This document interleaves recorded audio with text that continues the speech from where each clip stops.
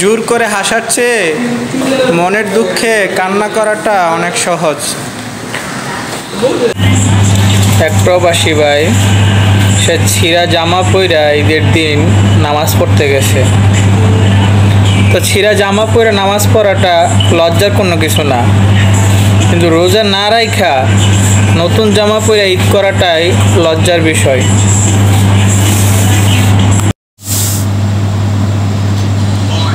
ঈদের দিনও কাজ করতে হবে, এটাই প্রবাস জীবন। কিন্তু সবচেয়ে বেশি কষ্ট লাগে যে ঈদের দিনও হাসি মুখে কাজ করতে হবে, এই জিনিসটাই সবচেয়ে বেশি কষ্ট লাগে। একে তো প্রবাসের মাটিতে পরিবার ছাড়া কি ঈদ হয়?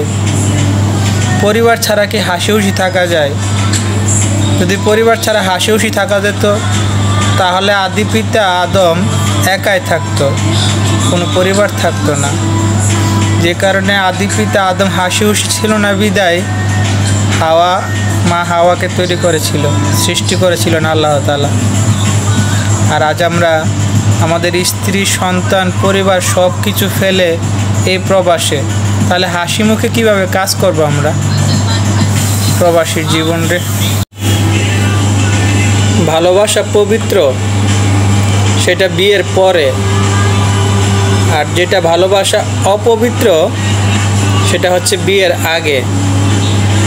ভালোবাসা সুন্দর স্বামী স্ত্রীর মধ্যে, আর অসুন্দর ভালোবাসা যেটা, ওটাকে ভালোবাসা বলে না, বলে অভিনয় আর কিছুটা শারীরিক চাহিদা মেটানোর।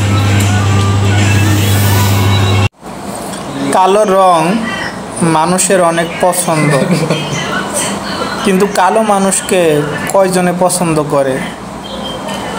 কেন এই কথা বললাম জানেন? কারণ বিয়ে করতে গেলেই ছেলেরা শুধু সুন্দরী মেয়ে খুঁজে।